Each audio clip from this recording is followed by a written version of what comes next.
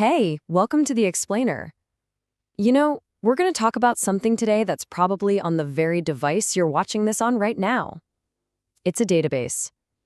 And we're going to challenge a huge, long-standing rule in the tech world about what makes a serious database for serious work. You know the drill, right? If you're building a real app, one for production, with actual users and important data, you've got to reach for one of the big guns, like PostgreSQL. It's just the professional thing to do. It's the default. But is it always the right move?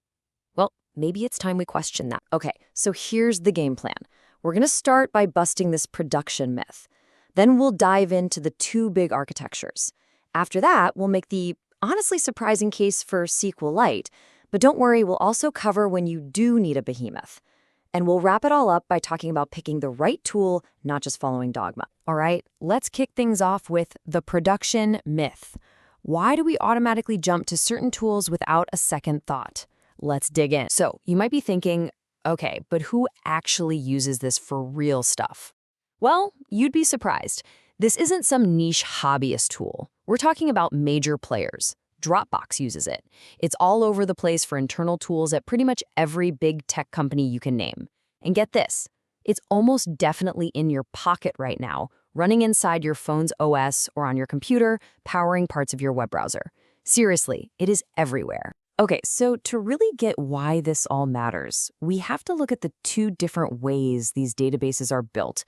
It's kind of like a tale of two architectures, and understanding this fundamental difference is the key to everything else we're going to talk about.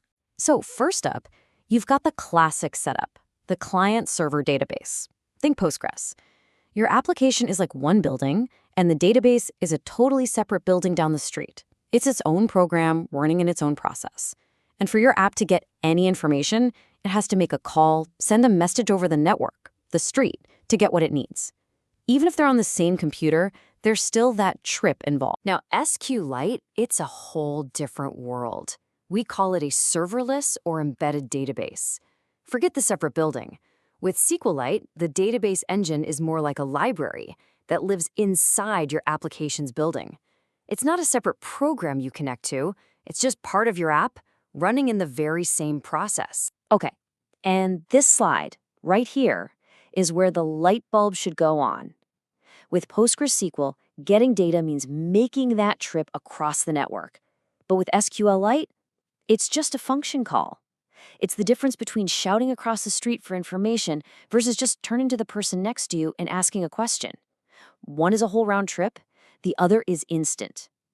That fundamental difference in architecture, well, it changes pretty much everything. So this brings us to the really surprising part, the case for SQLite in production. And it really boils down to three huge, and I mean huge, advantages: performance, simplicity, and reliability. Let's talk about speed, because this is where things get wild. The biggest performance killer in most applications isn't the database doing its thinking. It's the time wasted sending data back and forth over the network. That's latency. SQLite just gets rid of it. Since it's inside your app, there's no network to cross. And that means, for a lot of common stuff, it's actually faster than something like PostgreSQL. So imagine you need to do 1,000 quick database inserts. With a server, that could mean 1,000 separate network round trips. With SQLite, it's 1,000 super fast function calls. The performance difference can be absolutely massive. And then there's the simplicity. Honestly, this is a total game changer. The entire database, I'm talking all your tables, your data, your indexes, the whole shebang, it's all in one single file. Just one file on disk. Let that sink in. What does that mean for backups? You just copy the file. Deploying your app to a new server, copy the file. There's no separate database server to install and configure, no user permissions to wrestle with, no complex setup. It's just a file. Now, you might think that kind of simplicity means you're giving up on safety, right? Nope. SQLite is zero config, but it's also a fully transactional database. It's ACID compliant, which is the gold standard for making sure your data is safe and consistent. It means that even if the power cord gets kicked out or your app crashes right in the middle of a write, your database won't get corrupted. It's incredibly robust. Okay, but what about the big one? Concurrency. Can it handle lots of people using it at once? That's the main worry people have. And for sites where lots of people are just reading data, it's a total non-issue. But what about writing? Well, check this out. With one single line of code, this one command you see here, you can switch it into something called write-ahead logging mode, or wall mode.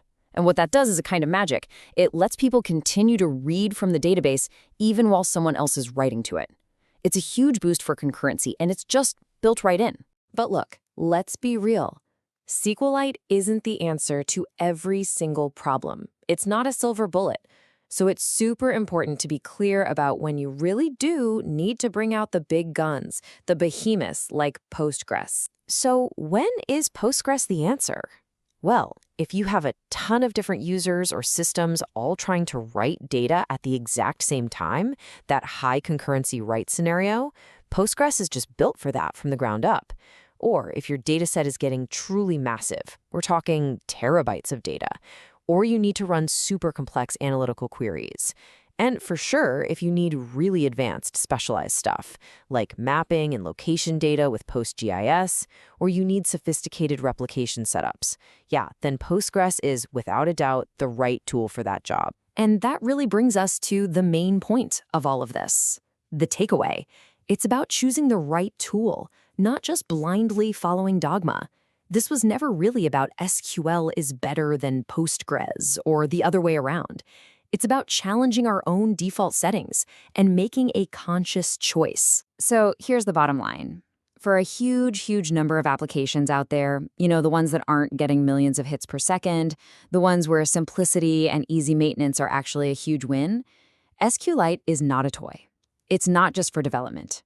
It is a professional, rock-solid, and yes, often faster and superior choice. The real lesson is to look at what your project actually needs, not just what everyone else has always done.